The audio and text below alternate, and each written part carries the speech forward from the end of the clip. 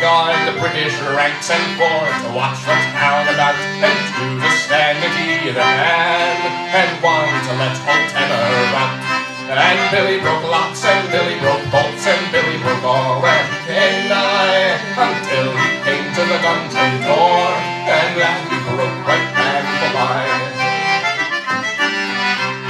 There was 80 weight of Spanish iron between his neck bone and his knee, but Billy took Johnny up under his arm and carried him away right handsomely. And Billy broke locks, and Billy broke bolts, and Billy broke all where he came nigh, until he came to the dungeon door, and that he broke right and the line. So they stole them a horse, and away they rode anew, but they rode gallantly until they came to a river wide, a river run both wild and free. And Billy broke locks, and Billy broke bolts, and Billy broke all that he came nigh, until he came to the dungeon door, and that he broke right and the line. Now the townsfolk stood on the other side, and who but they looked worriedly, but they put a rope across the river wide, and pulled them across right handily. And Billy broke locks, and Billy broke bolts, and Billy broke all that he came nigh, until he came to the dungeon door, and that he broke right and the line. Oh Billy, the sheriff, cried he, you're the damnedest rascal I ever did see. Come give me back the iron you stole, and I will set your prisoner free. And Billy broke locks, and Billy broke bolts, and Billy broke all that he came nigh, until he came to the dungeon door, and that he broke right and the line. Oh no, this never can be, this iron I'll not return to thee. This iron will do a horse's to shoe, for the blacksmith rides in our company. And Billy broke locks, and Billy broke bolts, and Billy broke all that he came nigh, until he came to the dungeon door, and that he broke right and the line. So they called for them a room to dance, and who but they danced cheerfully. And the very best dancer amongst them all was old John Webb, who was just set free. And Billy broke locks, and Billy broke bolts, and Billy broke all that he came nigh, until he came to the dungeon door, and that he broke right and the line. And Billy broke locks, and Billy broke bolts, and Billy broke all that he came nigh, until he came to the dungeon door, and that he broke right and the line.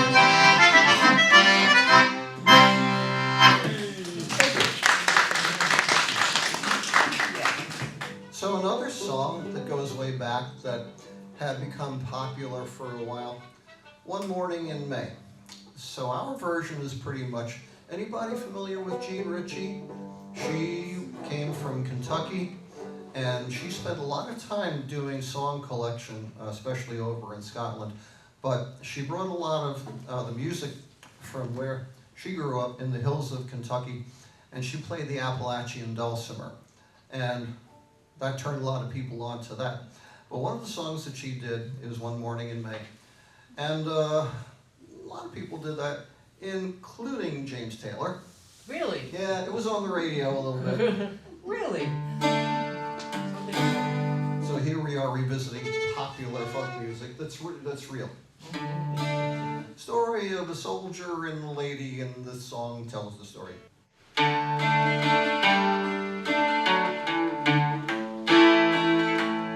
One morning in May, I spied a young couple, they were making their way. One was a lady so bright and so fair, the other was a soldier and a brave volunteer.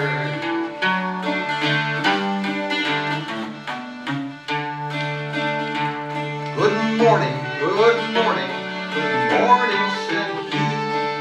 Where are you going, my pretty lady? I'm going out walking by the banks of the stream, to see the waters a-gliding and hear the nightingales sing.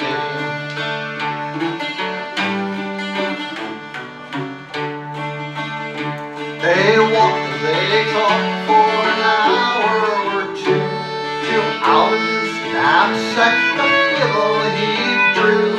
The tune that he played made the valleys all ring.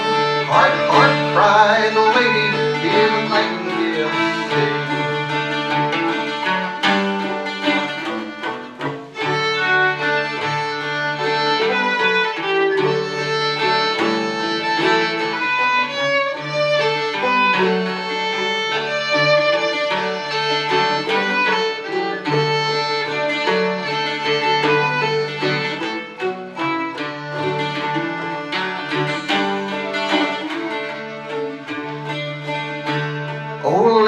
Oh lady, it's time to give o'er. Oh no, my dear soldier, won't you play one tune more? I'd rather hear your fiddle, just a touch of one string, than see the waters glide and hear the nightingale sing.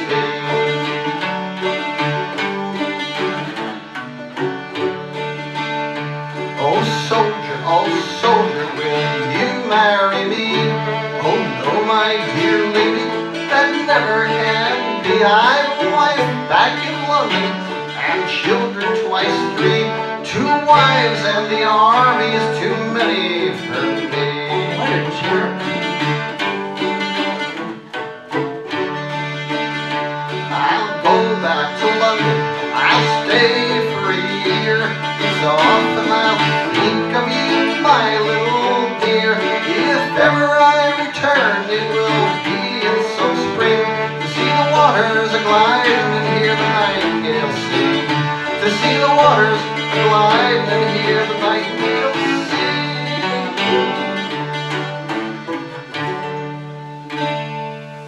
The soldier and the lady.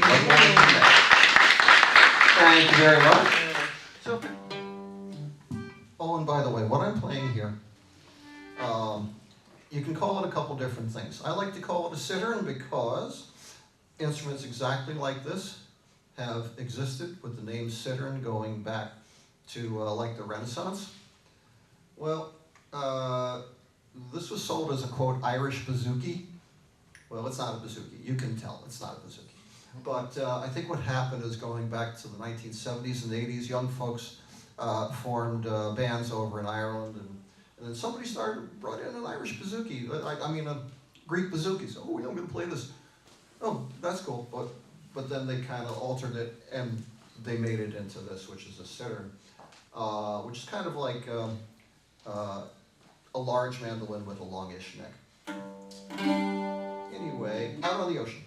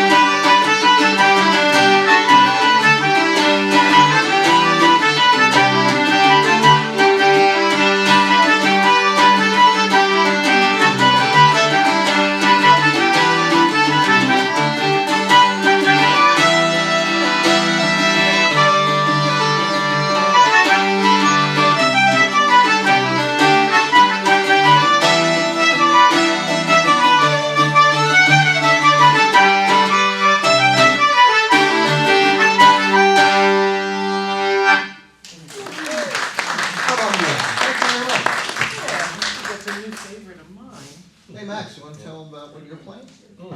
Yeah. Well, I got a bunch of stuff. Yeah.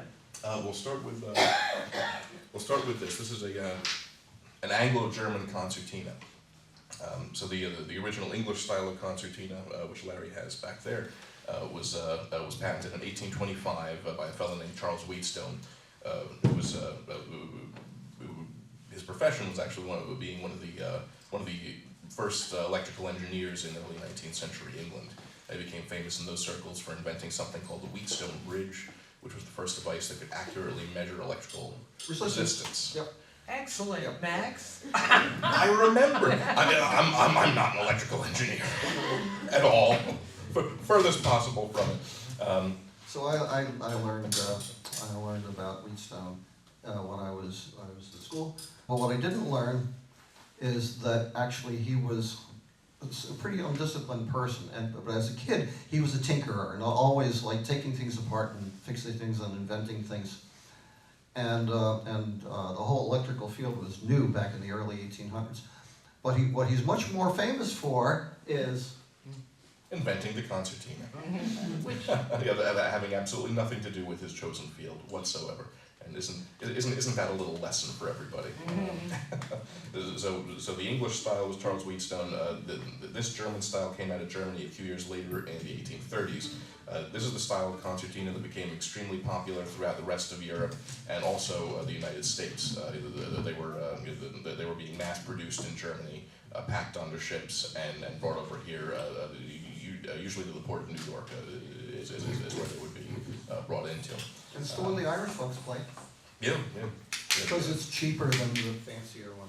Yeah, it was just more affordable. If anyone working any kind of a job, could probably afforded a German Anglo-German concertina back in the day, which is not true anymore. I was thinking about Because they aren't being mass-produced anymore. I was thinking about maybe doing Geordie next. What do you think? Oh. I can do that. Oh. Well, later you can talk about your banjo. Yes. So this is a partially fully authentic,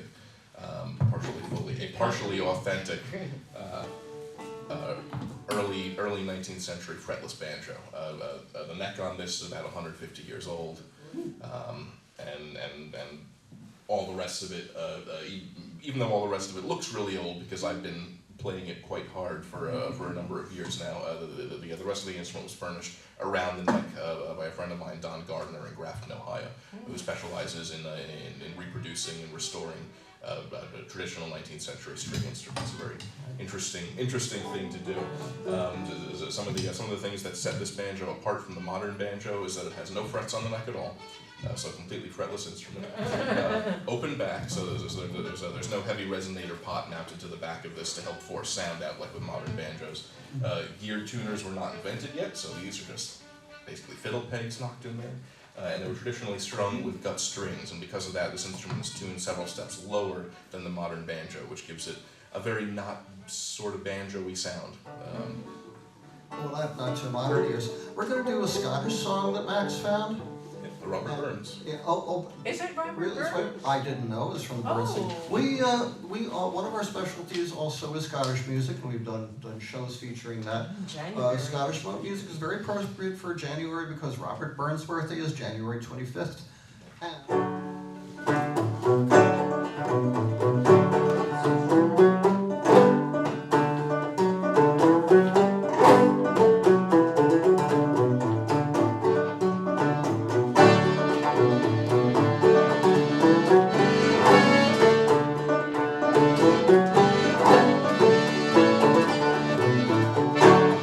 There was a battle in the north, and nobles there were many, and they had killed Sir Charlie A, and laid the blame on Geordie. Oh, he has written a letter long, and sent it to his lady. You must ride out to Edinburgh town to see what news of Geordie. When first she looked the letter o'er, she was both red and rosy.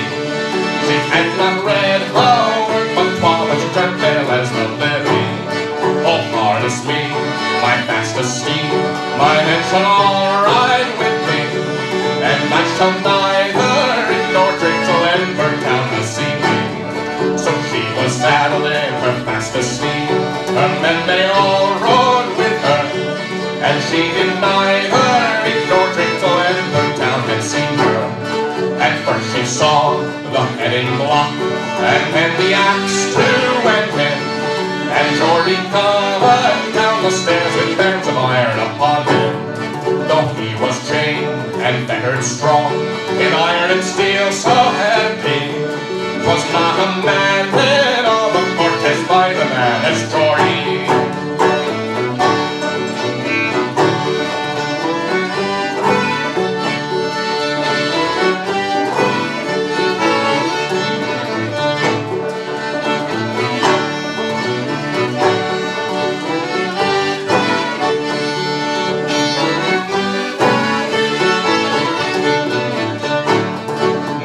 Has fallen on her bended knee, for she is pale and weary. Oh, pardon, pardon, noble king, and give me back my dearie. Oh, let the headed man make haste. The king replied full loudly, oh, noble king, take all that's mine, but give me back my dearie. An aged priest at the king's right hand, he said, dear king, please hear me. Let her count out 5,000 pounds and give her back her dearie. The Gordons came and the Gordons ran, and they were stark and steady, and not a word amongst them all but Gordons ever ready. Some gave her marks, some gave her pounds, some gave her dollars plenty. She's counted out 5,000 pounds and got back her dearie. She gazed blithely into his face, said, I have bought thee, Geordie. Blood would have spilled upon the green before I lost my laddie. He held her by the waist so small, and kissed her lips so rosy. My favorite flower of womankind is my sweet bonny lady.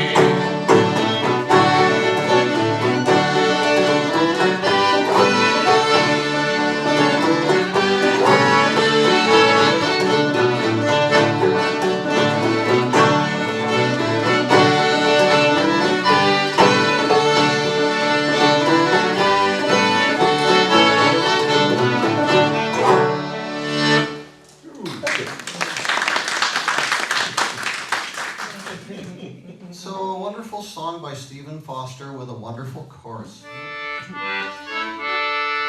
So this one is an official, like, quote, English concertina. It's not about how it looks, it's about the note system. On this one, if I pull or push, I get the same notes. And it's fully chromatic. And it was basically invented to try to sound like a fiddle and be much easier to play. I never knew this before. Larry told me this, but apparently they have a whole, like they have the viol family. They had Yeah. Just like the violin and concertina the viola and the cello. They made these in different sizes, and people would play chamber music and play quartet music on these. I really would like to see that. Actually. And that lasted, a few years. It was not a hit. Well, over in England, it's still done anyway. So. Hard times come again no more. And the chorus goes like this, and if you like, you can help it. It is the song, the sigh of the weary. Hard times come again no more. Many days you have lingered around my cabin door. Oh, hard times come again no more.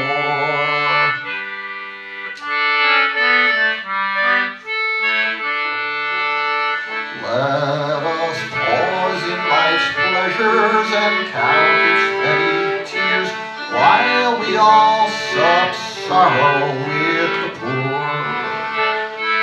There's a song that will linger forever in our ears. Oh, hard times come again no more. 'Tis the song, the sigh of the weary. Hard times come again no more.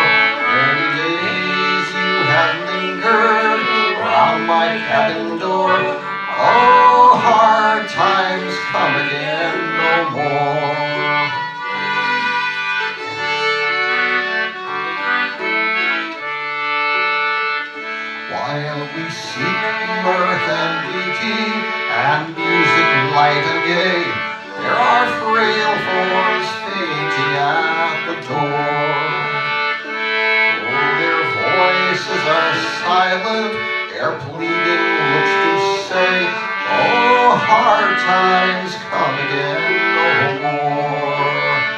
'Tis the song, the sigh of the weary. Hard times come again no more. Many days you have lingered around my cabin door. Oh, hard times come again no more.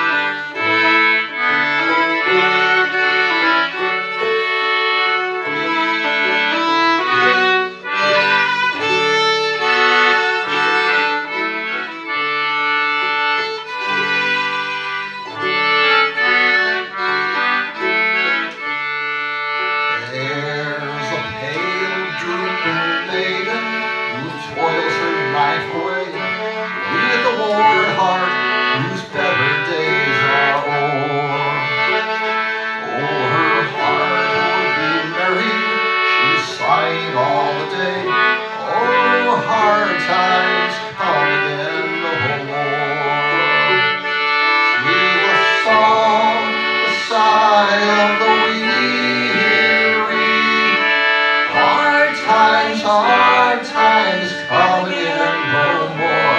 Many days you have lingered around my cabin door. Oh, hard times come again no more.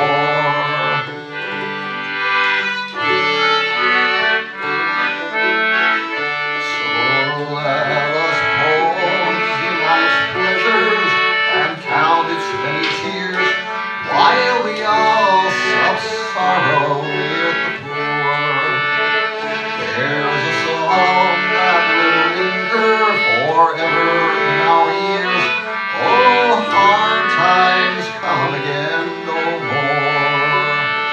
'Tis the song, the sigh of the weary. Hard times come again no more. Many days you have lingered around my cabin door. Oh, hard times come again no more. 'Tis the song, the sigh of the weary. Hard times come again no more. Many days you have lingered around my cabin door. Oh, hard times come again no more. Oh, hard times come again no more.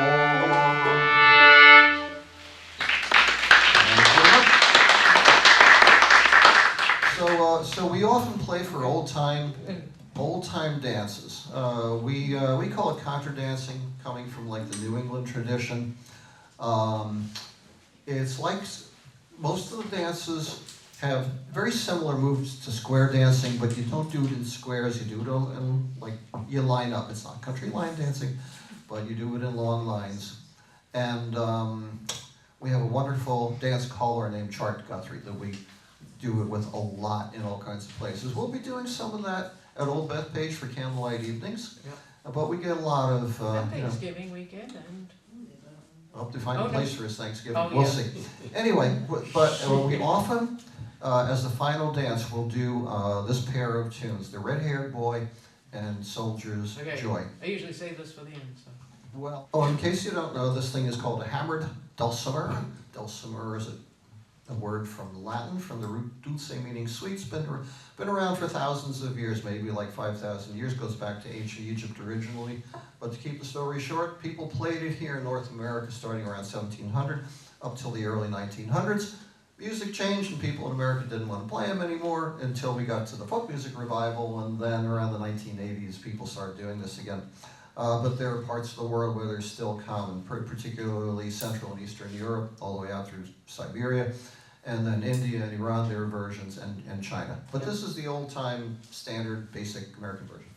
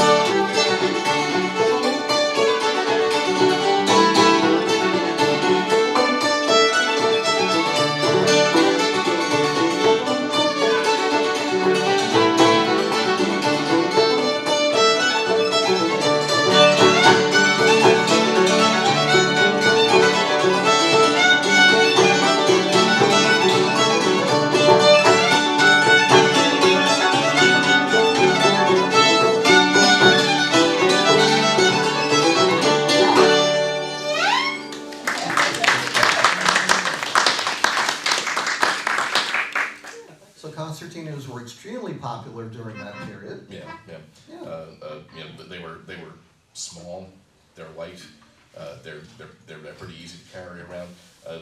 Surprisingly, for how complicated their construction is and what they're made out of, they're fairly robust. They were very. You would have seen a lot of concertinas played in Civil War camps and just in general throughout the United States back then. Right, and instruments like this, the cittern type instrument, was really popular, like back in the colonial period especially. And I've read that you could go into a tavern and they'd have one or two of these hanging up on a wall, and you can take it down and play it. Yeah. So this is a Civil War song written about the middle of the war. This is that was written post ousting of McClellan as general. He was McClellan really really helped the Union in enlisting. Because there were a ton of Irish immigrants coming in, and in the North, basically when if you were coming from Ireland and you made it ashore, one of the first people you were going to see was a Union Army recruiter, and then because they wanted people, they needed people, having an Irishman as the general of the Union Army really kind of helped convince a lot of people. So lots and lots of Irishmen enlisted to fight under McClellan, and then when he proved himself to be not too great at actually being a general, and they kicked him out, a lot of them got very, very upset. And if you're familiar at all with Irish music, you'll recognize this tune.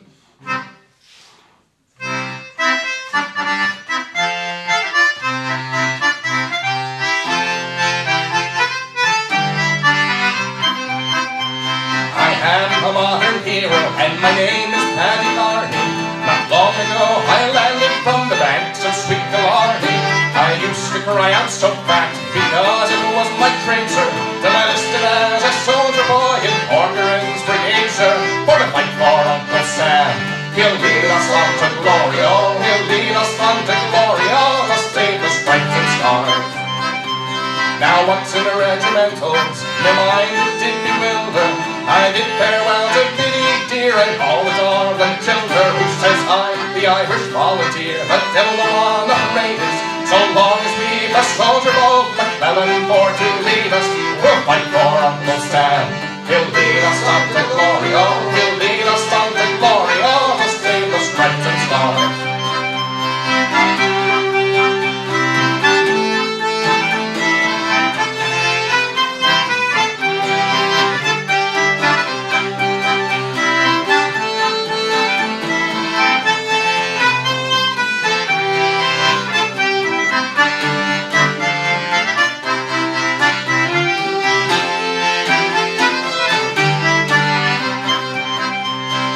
Soon got into battle, and we made a charge of bayonets. A rebel blackguard soon gave way, they fell as thick as peanuts. Oh, the slaughter that we gave, Big Daddy was delighted. For the boys of the Irish volunteers, the devil owns the fighting. We'll fight for Uncle Sam. He'll lead us on to glory, oh, he'll lead us on to glory, oh, to save the stripes and stars. And sure, we never will give in any sort of matter, until the South comes back again to beat the starry banner. And if John Bull should interfere, he'll suffer for it ruling. For the boys of the Irish volunteers will give him ballyhooing. We'll fight for Uncle Sam. He'll lead us on to glory, oh, he'll lead us on to glory, oh, to save the stripes and stars. He'll lead us on to glory, oh, he'll lead us on to glory, oh, to save the stripes and stars.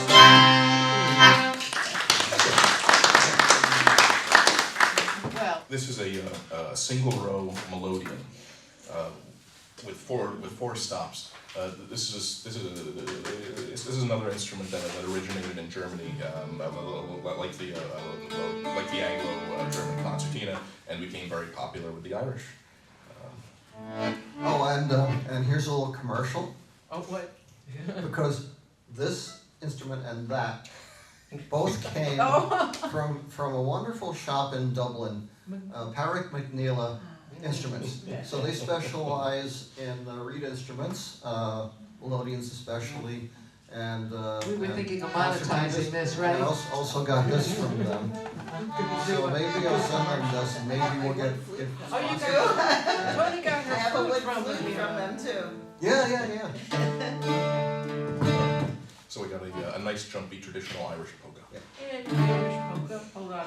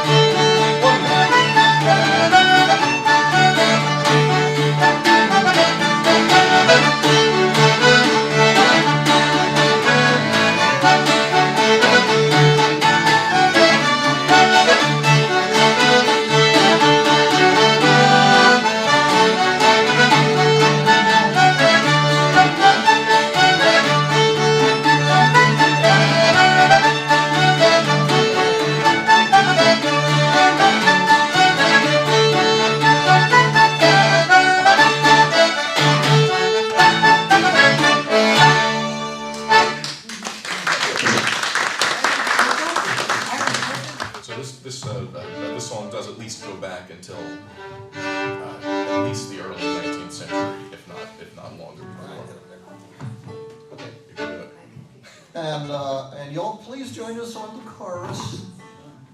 Oh, yeah. And you can join us on the other bits too. Well, if you actually, This is a, there's an easy part and a hard part in yeah, the chorus part. it's a challenge. Okay.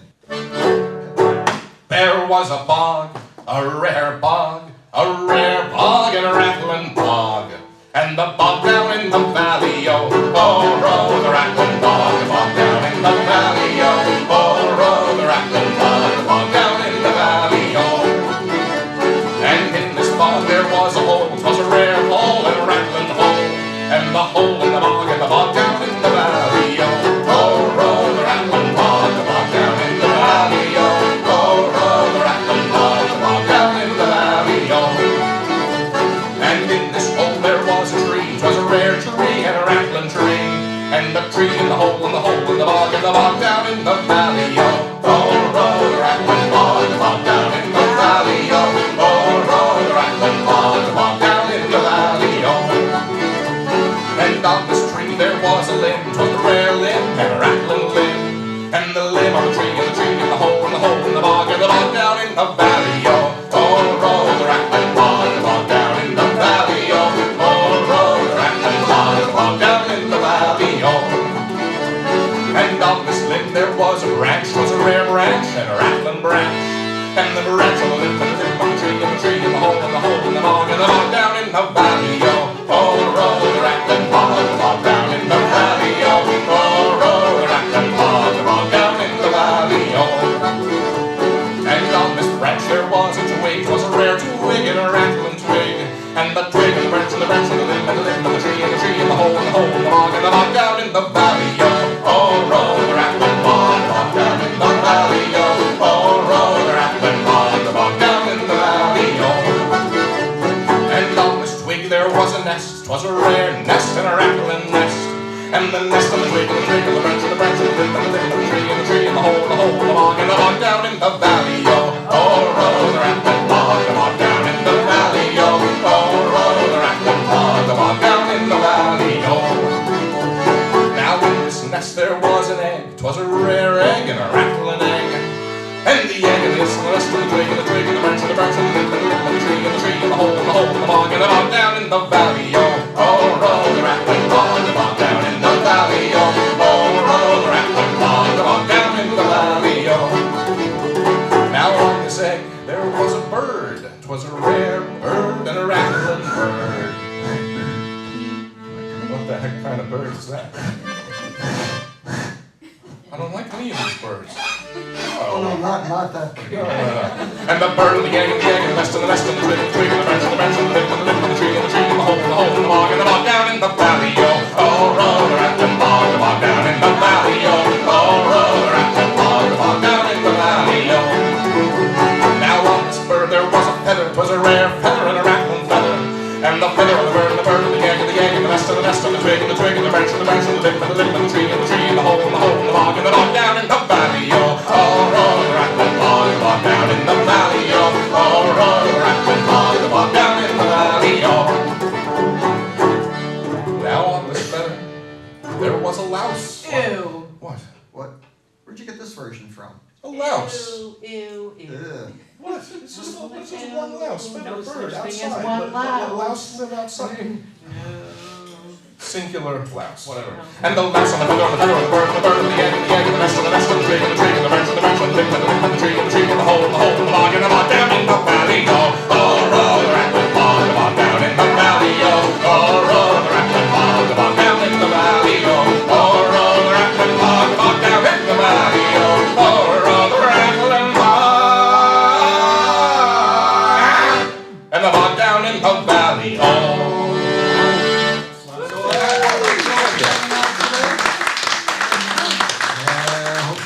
Soon. Anyway, thanks for coming. Thank you. Victoria, thanks for having us.